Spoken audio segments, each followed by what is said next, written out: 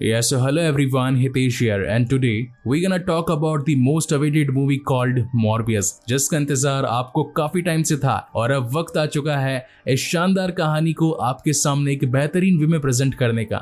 Morbius MCU और सोनी की तरफ से एक ऐसा एंटी हीरो है जो कि स्पाइडरमैन के यूनिवर्स में कहीं ना कहीं एग्जिस्ट होने वाला है। रेफरेंस के लिए आपको बता दूं कि जिस तरीके से वेनम जो कि एक एंटी विलन पर्सनालिटी है उसने भी अब MCU के यूनिवर्स में अपना हाथ डाल दिया है, उसी तरीके से मॉर्बियस भी अब इसमें आने वाला है। लेकिन अब MCU के यूनिवर्स से कौन सा स्पाइडरमैन उसका विलन बनेगा, टॉम हॉलैंड, एंड्रयू गारफील्ड या फिर टॉबी मैगवायर, वो तो हमें आगे ही पता चलेगा। सो तब तक के लिए विदाउट वेस्टिंग टाइम चलिए आते हैं इस कहानी की मेन स्टोरी लाइन की तरफ, जिसकी शुरुआत में हमें कोस्टा रिका कंट्री दिखाई जाती है और यहाँ पर एक हेलीकॉप्टर की मदद से डॉक्टर माइकल मॉर्बियस अपने कुछ लोगों के साथ में एक ऐसी पहाड़ी पर पहुंचते हैं जहाँ पर कुछ खास तरीके की चमगादड़ पाए जाते थे और इनके अंदर बाकियों के मुकाबले ज्यादा पावर और साथ ही ये साइज में ज्यादा बड़े हुआ करते थे। इन्हें कहा जाता था वैम्पायर बैट्स। जिसके बाद मॉर्बियस अपने हाथ पर एक कट लगाता है और इस खून की खुशबू को सूंघकर काफी सारे चमगादड़ उस पर आकर्षित होकर आने लगते हैं और ये सीन यहीं पर कट हो जाता है। जिसके बाद में कहानी यहाँ से जाती है 25 साल पीछे फ्लैशबैक में और यहाँ पर हमें यंग मॉर्बियस दिखाया जाता है जो कि इस वक्त एक हैंडीकैप होता है और इसे चलने फिरने में दिक्कत होती है। बेसिकली बचपन से ही मॉर्बियस को एक रेयर ब्लड डिजीज थी और साथ ही डॉक्टर्स ने ये भी कह दिया था कि अब उसके पास में ज्यादा वक्त नहीं बचा है। अब जिस हॉस्पिटल में मॉर्बियस होता है कुछ टाइम बाद उसी में एक और लड़की की एंट्री होती है जिसका नाम होता है लूशियस। इन दोनों की ही मुलाकात के बाद में इन दोनों में काफी अच्छी दोस्ती हो जाती है और यहीं पर मॉर्बियस उसे माइलो नाम देता है। दरअसल इन दोनों को ही एक जैसी बीमारी थी, यानी कि फिजिकल डिसेबिलिटी और साथ ही चलने फिरने में प्रॉब्लम और वही रेयर ब्लड डिजीज का फंडा। लेकिन यहीं पर इन दोनों का ध्यान रखने के लिए एक डॉक्टर भी थे जिनका नाम था एमएल निकोलस। ये डॉक्टर होने के साथ साथ इन दोनों के काफी अच्छे गाइड भी थे जो कि हर वक्त उनका ध्यान रखा करते थे। यहाँ पर हमें ये बात भी पता चलती है कि मॉर्बियस को ब्लड डिजीज होने के बावजूद भी वो पढ़ने में काफी होशियार था और इसीलिए मॉर्बियस की इंटेलिजेंस को देखते हुए उसे यूएस पढ़ाई के लिए भेजा जाता है और अब स्पेशल स्कूल में काफी सालों तक पढ़ाई कर लेने के बाद में आगे चलकर वो एक होनहार डॉक्टर बनता है और साथ ही एक सिंथेटिक ब्लड का आविष्कार भी करता है जिसकी मदद से उसने काफी सारे लोगों की जान बचाई थी।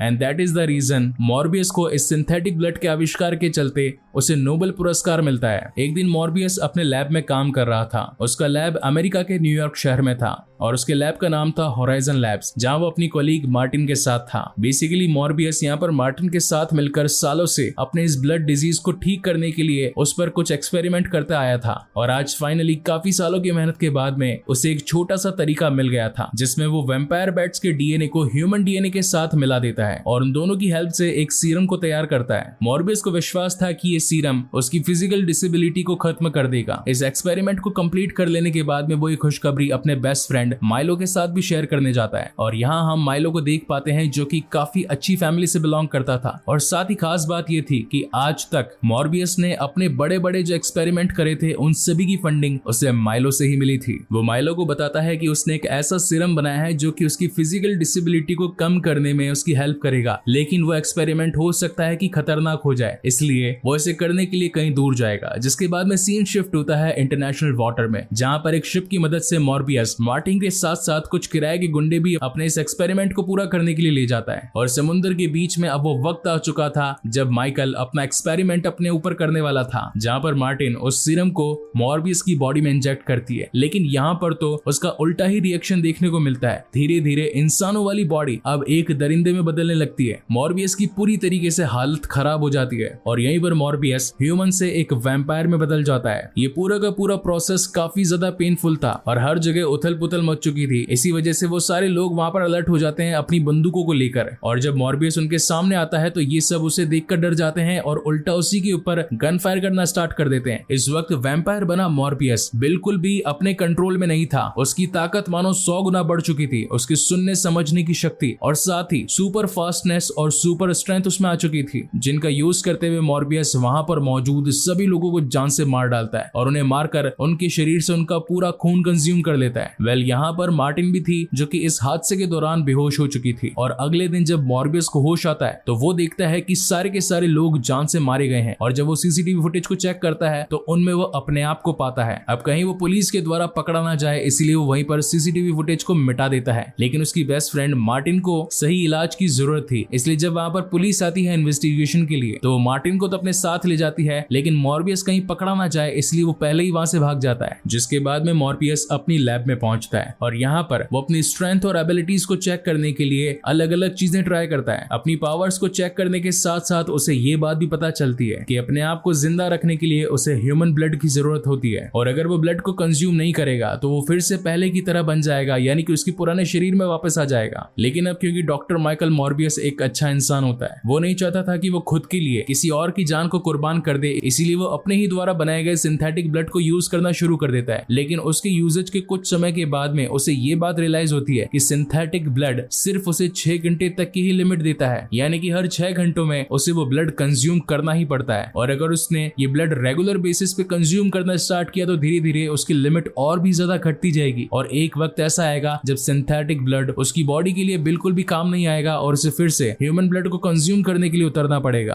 अब धीरे धीरे करके मॉर्बियस को अपने शरीर के बारे में पता लगने लगा था कि उसके अंदर क्या एडवांटेजेस हैं और क्या क्या डिसएडवांटेजेस हैं। लेकिन इसी बीच यहाँ पर उससे मिलने के लिए माइलो पहुंच जाता है। माइलो को ये बात नोटिस होती है कि अब मॉर्बियस पहले के मुकाबले ज्यादा तंदुरुस्त और साथ ही चलने फिरने में कैपेबल है। तो वो उससे उसका राज पूछता है कि आखिर तुम ठीक कैसे हुए, क्या तुमने उस सीरम को जो यूज किया है वो सचमुच काम करता है। मॉर्बियस मुझे भी वो सीरम चाहिए, लेकिन तब मॉर्बियस उसे कहता है कि वो सीरम एक जानलेवा जहर से बढ़कर और कुछ भी नहीं है। मैं अब एक इंसान से एक दरिंदा बन चुका हूँ। तुम सोच नहीं सकते हो कि मेरे साथ इन दिनों क्या क्या हुआ है। मैं तुम्हारी मदद बिल्कुल नहीं कर सकता। इन दोनों के बीच में काफी झड़प भी होती है। माइलो से बार बार उस सीरम को देने के लिए कहता है, लेकिन मॉर्बियस उसे वो सीरम नहीं देता, जिसके बाद में माइलो वहां से निकल जाता है। लेकिन कुछ देर बाद में मॉर्बियस को पता चलता है कि उसकी लैब में काम करने वाले किसी एम्प्लॉय की डेथ हो चुकी है, और डेथ के बाद में उसकी बॉडी से उसका सारा खून कंज्यूम कर लिया गया था। जब पुलिस इन्वेस्टिगेशन होती है तो वहां पर पुलिस को मॉर्बियस पर ही शक होता है, क्योंकि ऐसा इंसिडेंस उस जहाज पर भी हुआ था जहां पर मॉर्बियस मौजूद था। इस इंसिडेंस के बाद में मॉर्बियस को भी ये लगने लगता है कि हो सकता है कि जब वो अपने दरिंदे वाले फॉर्म में हो तो उसी ने ही अपने लैब के एम्प्लॉय को जान से मारा हो, क्योंकि जब भी मॉर्बियस वैम्पायर बनता है तो उसके शरीर पर उसका बिल्कुल भी काबू नहीं होता।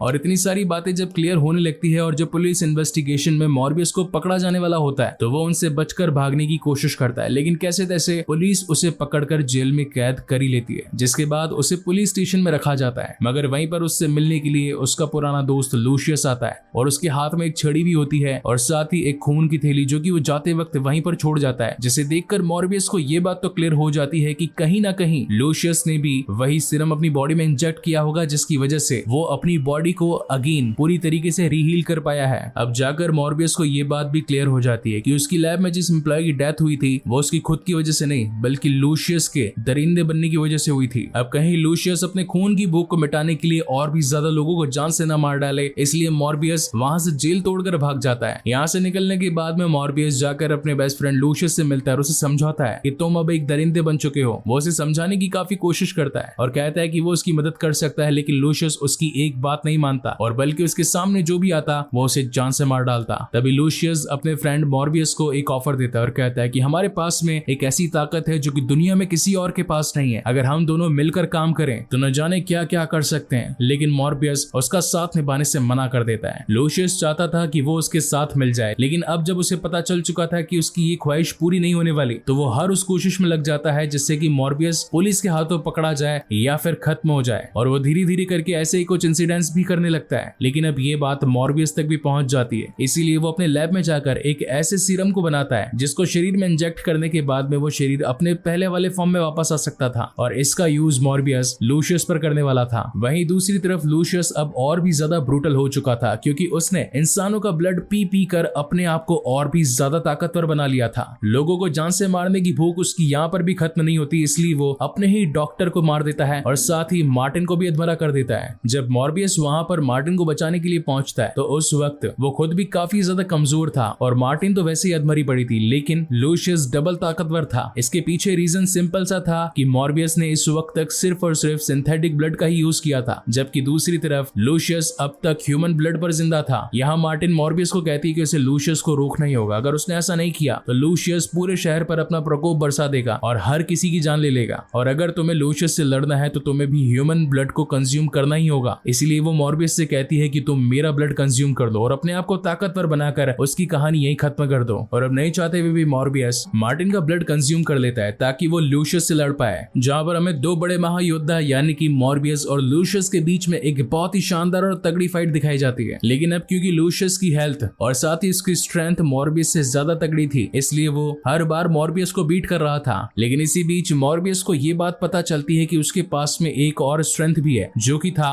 बैट्स के साथ में बात करके उनके साथ कम्युनिकेट करना और उन्हें खुद के अकॉर्डिंग कोई भी काम दे देना। और अब उन सभी बैट्स की मदद से मॉर्बियस लूशियस के ऊपर एक दमदार अटैक करता है और लूशियस वहीं पर गिर जाता है। और फिर वो उसके करीब आकर अपना बनाया सीरम उसकी बॉडी में इंजेक्ट कर देता है, जिसे इंजेक्ट करते के साथ ही लूशियस वहां पर जान से मारा जाता है, जिसके बाद में मॉर्बियस वहां से चला जाता है। लेकिन वहीं पर अगले सीन में हमें मार्टिन दिखाई पड़ती है, जो कि पहले अधमरी हालत में थी और अब बिल्कुल अपने आप को रिहील कर चुकी थी, यानी कि अब उसके अंदर भी मॉर्बियस जैसी पावर्स आ चुकी थी, जिसका रीजन था लूशियस, क्योंकि उसने उसे अधमरा कर छोड़ा था। अगर वो उसका पूरा खून पी जाता तो वो जान से मारी जाती, लेकिन अधमरी हालत में उसकी बॉडी वैम्पायर डीएनए के साथ कम्युनिकेट कर चुकी थी और यही रीजन था कि वो भी अब एक वैम्पायर बन चुकी थी। और इसी तगड़े सस्पेंस के साथ में ये शानदार कहानी यहीं पर खत्म होती है। वहीं पर इस मूवी के पोस्ट क्रेडिट सीन में हमें दिखाया जाता है, जहां पर हमें आसमान में वही सीन दिखाया पड़ता है जो कि हमने स्पाइडरमैन नो वे होम के टाइम पर देखा था, जब डॉक्टर स्ट्रेंज ने अपने मार्टिना कडावरस मंत्र का यूज करते हुए स्पाइडरमैन को पूरी दुनिया में भुला दिया था। और यहीं पर डॉक्टर स्ट्रेंज ने काफी सारे यूनिवर्स के अलग अलग विलेंस को इस यूनिवर्स में आते हुए देखा था। तो यानी कि ये मूवमेंट उसी सीन को दर्शाता है, जिसके ठीक बाद में हमें एड्रियन डूम्स देखने को मिलता है, जिसे हमने स्पाइडरमैन फार फ्रॉम होम में देखा था। जिसके बाद में आता है इस मूवी का सेकंड पोस्ट क्रेडिट सीन, जिसमें हम देख पाते हैं कि डॉक्टर माइकल मोरबियस इस वक्त अपनी कार से कहीं जा रहा था और उसी वक्त उससे मिलने के लिए डॉक्टर एड्रियन डूम्स आता है,